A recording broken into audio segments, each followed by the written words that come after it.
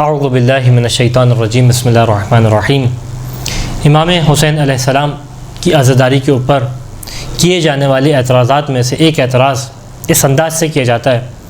کہ کیا وجہ ہے کہ آپ ہر سال امام حسین کا غم مناتے ہیں، اور کیا وجہ ہے کہ جب بھی محرم آتا ہے تو آپ اسی طریقے سے امام حسین کا غم مناتے ہیں، اسی انداز سے امام کا غم مناتے ہیں جیسے گویا ابھی ہی شہادت واقع ہوئی ہو، جبکہ دنیا کا طریقہ کار اس طریقے سے نہیں ہے۔ دنیا کے غم منانے کے انداز کو دیکھا جائے تو وہاں جب مرنے والا مرتا ہے تو اس موقع پہ تو غم منایا جاتا ہے بہت سے بہت، لیکن اس کے بعد کی کیفیت اس طریقے سے دکھائی نہیں دیتی۔ تو کیا وجہ ہے کہ آپ اس طریقے سے غم مناتے ہیں، اور کیا یہ معقول ہے کہ ہر سال اس طریقے سے شہید ہونے والے کا غم منایا جائے؟ تو اس سوال کے جواب میں مختلف جہات سے جواب دیا جا سکتا ہے۔ سب سے پہلی جہت جس اعتبار سے اس سوال کا جواب دیا جا سکتا ہے وہ یہ ہے کہ سب سے پہلے دیکھیں کہ امام حسین کا غم منانا کیا آئین اور دین اور شریعت کے مطابق ہے یا اس کے خلاف ہے۔ یعنی کہنا یہ چاہ رہے ہیں کہ کیا یہ امام حسین کا غم منانا اس انداز سے امام حسین کے اوپر گریہ کرنا یہ خدا کی پسند کے مطابق ہے، کیا خدا چاہتا ہے اس انداز سے منایا جائے یا نہیں، خدا نہیں چاہتا اس انداز سے منایا جائے؟ کیونکہ اگر خدا چاہتا ہے کہ اس انداز سے امام حسین کا غم منایا جائے تو پھر یہ اعتراض خدا کے اوپر ہوگا، اور یہ شبہ خدا کے لیے کہا جائے گا کہ کیا معقول ہے خدا چاہے کہ ہر سال اس طریقے سے امام حسین کا غم منایا جائے؟ اور اگر خدا نہیں چاہتا تو پھر اعتراض آپ کا بجا ہے اور یہ بات صحیح ہے۔ اور اگر خدا چاہتا ہے تو یہ بالکل اسی جیسی مثال ہو جائے گی کہ جس طریقے سے ہر سال لاکھوں حاجی جمع ہوتے ہیں اور جمع ہونے کے بعد ایک چار دیواری کے گرد چکر لگا رہے ہوتے ہیں۔ آپ سوال کیجئے کیا معقول ہے کہ اتنے لاکھوں افراد اپنے شہروں سے اٹھ کے آئیں، اتنا معونہ اور اتنا خرچہ برداشت کریں، کس خاطر کہ پہنچنے کے بعد چار دیواری کا چکر لگائیں گے، پہنچنے کے بعد دو پہاڑیوں کے درمیان بھاگیں گے، پہنچنے کے بعد ایک دیوار اس کے اوپر پتھر ماریں گے؟ کہ یہ معقول ہے؟ تو یہ بالکل اسی طریقے سے شبہ ہو جائے گا اگر ہم نے ثابت کر دیا کہ خدا چاہتا ہے۔ اب یہ خدا کی چاہت کس طریقے سے ثابت ہو اور کس طریقے سے ہم ڈیفائن کریں کہ واقعی خدا چاہتا ہے یا نہیں چاہتا، تو اس کے لیے ضروری ہے کہ قرآن کی جانب نگاہ دورائے اور رسول اور آل رسول کی جانب، کہ جن کو ہم حجت مانتے ہیں، جن کو ہم اس مرحلے پہ مانتے ہیں کہ ان کی بات خدا کی بات ہے، بس لازم ہے کہ ان کی جانب نگاہ کریں اور دیکھیں کہ واقعاً کیا رسول نے اس بات کو پروموٹ کیا کہ امام حسین کے اوپر گریہ کیا جائے، کہ آل رسول کے جو احکام خداوندی کو بیان کرتے ہیں کیا انہوں نے اس بات کی جانب اشارہ کیا ہے کہ امام حسین کے اوپر گریہ کیا جائے یا نہ کیا جائے۔ تو جب ہم ان روایات کی جانب نگاہ ڈالتے ہیں جو بیان کرتی ہیں کہ امام حسین کے اوپر گریہ کا ثواب کتنا ہے اور امام حسین کے اوپر گریہ کا ثواب ہے، تو یہ اس قدر روایات ہیں، ان کی تعداد اتنی زیادہ ہے، اتنی زیادہ تعداد میں روایات موجود ہیں، چاہے وہ اللہ کے رسول سے ہوں، چاہے اللہ کے رسول کے بعد آنے والے جانشین رسول سے ہوں، ائمہ علیہم السلام سے ہوں، یا رسول خدا سے پہلے مختلف انبیاء کے بارے میں روایات ہوں۔ ان سب کی تعداد اتنی کثرت کے ساتھ ہے کہ کم از کم اگر اس تعداد کو دیکھتے ہوئے کچھ کہا جائے گا تو یہ کہا جائے گا کہ یہاں پہ تواتر اجمالی قائم ہے۔ تواتر کی بہت ساری اقسام ہیں، اس کی تفصیل میں جانا اس وقت مقصود نہیں ہے، لیکن ان کی قسم میں سے ایک قسم یہ ہے کہ اس قدر روایات ہوں، اتنی تعداد میں ایک موضوع کے بارے میں، ایک ٹاپک کے بارے میں روایات آئیں کہ دیکھنے والا، ان روایات کو پڑھنے والا اس بات کے یقین تک پہنچ جائے کہ ان میں سے چلو ایک تو جھوٹی ہو جائے گی، دو جھوٹی ہو جائے گی۔ یہ ممکن نہیں ہے کہ اتنے سارے راوی، اتنے سارے روات، اتنی ساری مختلف انداز سے روایات کو نقل کریں اور سب جھوٹی ہوں، نہیں۔ پڑھنے والے کو یقین آ جاتا ہے کہ یہاں روایات کے اندر سچائی ہے، ان میں سے کچھ نہ کچھ روایات تو ایسی ہیں جو اس مقام سے صادر ہوئی ہیں اور اس موضوع کے بارے میں بیان کی گئی ہیں۔ لہٰذا اس قدر روایات ہیں کہ جن کا بیان ایک ویڈیو میں تو ممکن ہی نہیں ہے،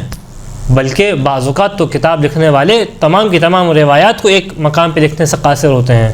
کیونکہ کثرت اتنی ہے روایات کی جو امام حسین کے اوپر گریے کی فضیلت کو بیان کر رہی ہے۔ آپ کے سامنے تمام روایت تو پیش نہیں کر سکتا، لیکن ایک روایت من باب مثال پیش کروں گا۔ امام صادق علیہ السلام سے روایت ہے، فرزند رسول ہے، ہمارے نزدیک ان کا قول حجت ہے،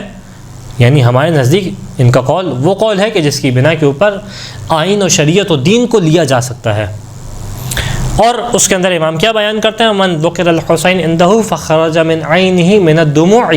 مقدار جناح الذباب، کہ جس کے سامنے امام حسین کا تذکرہ ہو، امام حسین کا ذکر ہو، اور اس ذکر کے سبب سے نتیجہ کیا ہو؟ اس کی آنکھوں میں آنسو آ جائے۔ کتنی مقدار کا آنسو آئے؟ اتنا کہ جتنا ایک مکھی کے پر کی مقدار ہوتی ہے، یعنی اتنے معمولی سی مقدار بھی جو ہے وہ آنکھوں میں آنسو کی آ جائے۔ کان ثوابہ علی اللہ عز وجل ولم یرضى له بدون الجنہ، اس کا نتیجہ یہ ہوگا کہ خداوند متعال کے اوپر اس کے لیے ثواب واجب ہو جائے گا، اور خداوند متعال بغیر جنت کے اس کے لیے راضی نہیں ہوگا، یہ بارگاہ الہی میں اس کا مقام ہوگا۔ تو اس کا مطلب یہ ہے کہ ابھارا جا رہا ہے کہ امام حسین کے اوپر انسان گریہ کرے۔ اور پھر جتنی بھی روایات ہیں، کوئی ایسی روایت نہیں ہے کہ جس کے اندر اس انداز سے بیان کیا گیا ہو کہ امام حسین کے اوپر جس سال شہادت ہو اس سال گریہ کرے، یا 10 سال تک گریہ کرنا، یا 5 سال تک گریہ کرنا، نہیں، بلکہ روایات مطلق ہیں، یعنی روایات کا طریقہ کار اس انداز سے ہے کہ جس کے سامنے امام حسین کا گریہ ذکر ہو، چاہے آج ہو، چاہے کل ہو، چاہے روز قیامت سے ایک دن پہلے ہو، اطلاق ہے، قید نہیں بیان کی گئی کہ اس زمانے تک گریہ ہو، نہیں۔ تو جب تک امام حسین کا نام موجود ہے، جب تک یہ روایات موجود ہیں، جب تک خدا ثواب دینے والا موجود ہے، امام حسین کے اوپر گریہ کرنے کا اسی انداز سے ہمیں ثواب دکھائی دیتا ہے۔ یہاں تک کہ روایات کو اگر انسان نگاہ کرے تو صرف یہ بیان نہیں کرتی کہ گریہ کرنے والے کو ثواب ملے گا، بلکہ یہاں تک یہ بیان کیا کہ تمام ملائکہ امام حسین کے اوپر گریہ کرتے ہیں، جیسا بعض کی روایات کے مضمون میں دکھائی دیتا ہے کہ امام حسین کی قبر کے گرد 4000 ملائکہ ہیں جو اس موقع سے موجود ہیں کہ جب آپ کی شہادت ہوئی، یہ نصرت امام کے لیے آئے تھے، یہاں تک کہ اب ان کا کام یہ ہے کہ امام حسین کے قبر کے گرد بیٹھے رہیں اور جو ہے وہاں پہ بیٹھ کے امام حسین کے اوپر گریہ کریں، یہاں تک کہ جب قائم آل محمد آئیں گے علیہ الصلوۃ والسلام تو ان کے ساتھ مل کے جو ہے وہ امام حسین کے خون کا بدلہ لینے والوں میں شمار ہوں گے۔ ملائکہ اس انداز سے گریہ کر رہے ہیں، یہاں تک کہ بعض کی روایات ہیں کہ زمین و آسمان کے ہر حصے نے امام حسین کے اوپر گریہ کیا، آسمان سرخ ہو گیا، یہ آسمان کا گریہ تھا۔ یہاں تک کہ بیت مقدس میں جب امام کی شہادت ہوئی، کسی بھی پتھر کو اٹھایا جاتا تو خون کا فوارہ جاری ہوتا، یہ زمین کا گریہ تھا۔ تو ہر ایک شے نے امام کے اوپر گریہ کیا، یہاں تک کہ تمام انبیاء نے امام حسین کے اوپر گریہ کیا، ہمارے پاس روایات ہیں اس انداز سے۔ یہاں تک کہ امام کی شہادت کے بعد تو گریہ بہت واضح طریقے سے دکھائی دیتا ہے۔ امام کی شہادت سے پہلے بھی گریہ، جناب آدم جب دنیا میں تشریف لائے ہیں تو آپ تو سوال کر رہے ہیں کہ امام کی شہادت کے ابھی 1000 سال ہی گزرے ہیں، آپ 1000 سال بعد گریہ کیوں کر رہے ہیں؟ امام کی شہادت سے کئی ہزار سال پہلے کی بات ہے، بعد میں تو ایک ظلم ہو گیا، اس کے اوپر گریہ کر رہے ہیں، ابھی شہادت واقع نہیں ہوئی ہے، ابھی صرف جناب آدم دنیا میں آئے، ابھی تو نہ یزید ہے، نہ یزید کا ظلم موجود ہے، بلکہ جناب آدم کو خبر دی جا رہی ہے کہ اس طریقے سے ایک رسول ہوں گے، ان کے نواسے کو قتل کیا جائے گا جن کا نام حسین ابن علی ہوگا، اور وہ اس انداز سے گریہ کر رہے ہیں۔ یہاں تک کہ صرف جناب آدم نے نہیں، جناب ابراہیم کے متعلق روایات ہیں، اور بعض ایک روایت کہ ہر نبی نے اس انداز سے جو ہے وہ کربلا کی زیارت کی، امام حسین کے اوپر گریہ کیا۔ تو ان روایات سے سمجھ میں آتا ہے، ان احادیث رسول جو موجود ہیں ان سے سمجھ میں آتا ہے، اور وہ احادیث کے جو جانشین رسول جن کو ہم حجت تسلیم کرتے ہیں ان کی روایات دیکھ کے سمجھ میں آتا ہے کہ جب تک خدا ثواب دینے والا موجود ہے، جب تک امام حسین کے اوپر گریہ کیا جائے۔ یہ ایک پہلی جہت ہے اس کے جواب کی، کہ اگر خدا اس بات کو پسند کرتا ہے کہ امام حسین کے اوپر گریہ کیا جائے اور تا روز قیامت گریہ کیا جائے تو اب اس کے اوپر اعتراض کی کوئی وجہ نہیں بنتی۔ دوسری جہت جو امام حسین کے اوپر گریہ کی بیان کی گئی اور جس کی دلیل قرآن سے ہے، اور وہ یہ کہ یہ گریہ کرنا اجر رسالت کا حصہ ہے، اور یہ جو اجر رسالت کا حکم ہے یہ قرآن نے بیان کیا، سورہ مبارکہ شورى کی آیت نمبر 23 کہ قُلْ لَا أَسْأَلُكُمْ عَلَيْهِ أَجْرًا إِلَّا الْمَوَدَّةَ فِي الْقُرْبَى، کہ حبیب کہہ دیجئے کہ میں تم سے کسی بھی قسم کے اجر کو طلب نہیں کرتا مگر الا المودۃ فی القربہ. آیت طویل ہے، اس کا ایک جز کو میں پیش کر رہا ہوں. مگر یہ کہ کیا میرے اہل بیت سے مودت کو اختیار کرو. تو اجر رسالت کے طور پہ جو قرآن نے پیش کیا وہ مودت آل رسول ہے اور مودت قرباء رسول ہے. اب جب ہم مودت کے معنی کو دیکھتے ہیں تو مودت یعنی میلان قلبی، اور ایسا میلان قلبی، ایسا دل کا جھکنا، ایسا دل کا نرم ہونا کہ جو محبت سے بھی ایک مرحلے آگے ہو. محبت کے اندر بھی میلان قلبی ہوتا ہے، دل کے اندر ایک جھکاؤ کی کیفیت ہوتی ہے، لیکن مودت کے اندر اس قدر جھکاؤ ہو کہ جس طریقے سے اہل لغت نے پیش کیا کہ یہ جھکاؤ جو ہے وہ افعال کی صورت میں ڈھل جائے، یعنی محبت کا اظہار عمل سے ہو رہا ہو. تو یہ مودت کا مرحلہ ہے، یعنی امام حسین کی صرف محبت نہ ہو بلکہ اس انداز سے محبت ہو آل رسول سے کہ اس محبت کا اظہار عمل سے ہو. اور اظہار کس طریقے سے ہوگا عمل سے؟ جب انسان ان پہ کیے جانے والے مظالم اور ان کی کسی خوشی میں خوش ہوگا اور ان کی کسی غم میں مغموم ہوگا. تو اس انداز سے یہ محبت ہے اور مودت ہے، قرآن کا حکم ہے. اچھا، قرآن کا حکم کب تک کے لیے ہے؟ جب تک کے لیے قرآن ہے، جب تک کے لیے احکام خداوندی موجود ہے روح زمین کے اوپر، تو جب تک کے لیے حکم موجود ہے. 1000 سال گزر جائیں تو یہ حکم موجود ہے. ہاں، حکم موجود ہے، قرآن کے احکامات ختم نہیں ہوئے ہیں. تو جس طریقے سے قرآن کا حکم موجود ہے اس پہ عمل کرنا لازم ہے. بس نتیجہ کیا ہوا؟ قرآن کا حکم ہے کہ آل رسول سے مودت کو اختیار کیا جائے، اور یہ مودت کا تقاضا یہ ہے کہ ان کی خوشی میں خوش ہوں، ان کے غم میں غمگین ہوں. کیونکہ جب انسان کا قلب کسی کے لیے جھکاؤ رکھتا ہے تو انسان خود بخود اس کی خوشی میں خوش ہو جاتا ہے، اور انسان خود بخود اس کے غم میں غمگین ہو جاتا ہے. تو بس جیسے ہی وہ ایام آتے ہیں کہ جس میں امام حسین کے اوپر مصیبت کو ڈھایا گیا، اور جیسے ہی انسان اس مصیبت کو سنتا ہے کہ جس میں امام حسین کے اوپر مصیبت کو ڈھایا گیا، تو انسان خود بخود مودت کے تقاضے کے مطابق غمگین ہو جاتا ہے. تو ایک جہت یہ ہو گئی. تیسری جہت جو امام حسین کے اوپر گریے کی ہے، جس کی وجہ سے تا روز قیامت انسان کے لیے لازم ہے کہ امام حسین کے اوپر گریہ کرے، اور وہ یہ کہ یہ گریہ تعظیم شاعر اللہ ہے. وجہ کیا ہے کہ امام حسین علیہ السلام نے قربانی دی خدا کی خاطر، اور صرف اس خاطر قربانی دی کہ خدا کے لیے، خدا کے دین کو زندہ کیا جائے اور خدا کا نام روح زمین پہ موجود رہے. اس خاطر امام حسین، اور ہر امام کا فعل اس خاطر ہے، اور یہ کلیہ ہمارے پاس ثابت ہے کہ ہر امام اس خاطر عمل کرتا ہے کہ اس کے عمل کے ذریعے سے دین خدا کو تقویت پہنچے اور دین خدا روح زمین پہ تا روز قیامت باقی رہے. لہذا اسی خاطر امام حسین نے قربانی دی. تو اب امام حسین کا ذکر، امام حسین کی یاد، یہ ان یادوں میں سے ہو جائے گی، ان اذکار میں سے ہو جائے گا کہ جس کے ذریعے سے دین خدا کو یاد کیا جائے، جس کے ذریعے سے دین خدا کو زندہ کیا جائے، اور جس کے ذریعے سے خدا کا نام زندہ ہو. پس لہٰذا یہ خود جو ہے وہ شاعر اللہ کے عنوان کے تحت آ جائے گا. یہاں تک کہ قرآن نے تقسیم بیان کی ہے ان کی کہ جنہوں نے گمراہی کے راستے کو اختیار کیا، اور جب ان کا ذکر کیا تو ان کے بارے میں کہا فما بکت علیہم السماء والارض وما كانوا منظرین، کہ یہ جب جناب موسیٰ کی قوم کے بارے میں بیان کیا کہ جو جناب موسیٰ کی قوم کے وہ لوگ کہ جو گمراہی اور ضلالت پہ تھے، تو ان کے بارے میں بیان کیا تو یہ کہا کہ ان کے اوپر نہ آسمان نے گریہ کیا نہ زمین نے گریہ کیا، اور نہ یہ ڈرنے والوں میں سے تھے نہ ڈرائے جانے والوں میں سے تھے. تو خود اس کا مطلب یہ ہے قرآن کہنا چاہتا ہے کہ کچھ لوگ ایسے ہیں کہ جن کو جو گریے کے قابل نہیں ہیں، اس کے مقابلے میں پھر وہ لوگ ہوں گے کہ اگر ہدایت پہ عمل کریں تو اس قابل ہوں گے کہ ان کے اوپر گریہ کیا، ان کے اوپر آنسو بہائے جائیں، کہ جس کی خاطر،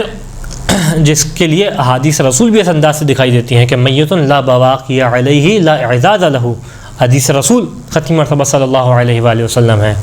کہ وہ میت کے جس کے اوپر گریہ نہ کیا جائے اس کے لیے کوئی اعزاز اور مقام نہیں ہے. تو اسلام چاہتا ہے کہ وہ شخصیات کہ جو ایک نیک مقصد کے تحت اپنی زندگی گزاریں اور خاص کر کسی نیک مقصد کے تحت اپنی زندگی کو قربان کریں، ان کے ذکر کو باقی رکھا جائے کہ ان کے ذکر کو باقی رکھنے کے ذریعے سے دین خدا زندہ ہوگا، شاعر اللہ کی تعظیم ہوگی، وَمَن يُعَظِّمْ شَعَائِرَ اللَّهِ فَإِنَّهَا مِن تَقْوَى الْقُلُوبِ، اور جو شاعر اللہ کی تعظیم کرے تو یہ دل کے تقوی کی علامت ہے، یہ دل کا تقوی ہے۔ اور اس کی مثال ہمیں زمانہ رسول کے اندر بھی دکھائی دیتی ہے کہ کئی ایسے مواقع ہیں کہ جہاں پہ اللہ کے رسول نے امام حسین کے اوپر گریہ کیا، خود وہ روایات کہ جو امام کی شہادت سے پہلے کے مرحلے کو بیان کر رہی ہیں، اور پھر خود اللہ کے رسول نے ان کے لیے گریے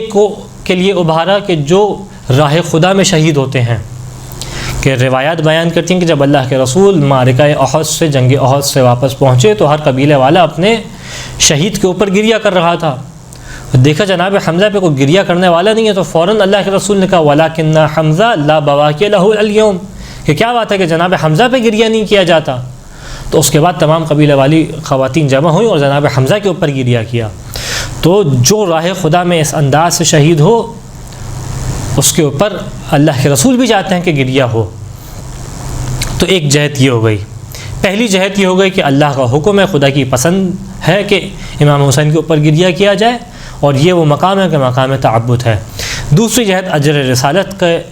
کے دائرے کے اندر یہ گریہ آتا ہے، بلکہ ابرز ترین مصداق ہے، واضح ترین مصداق ہے۔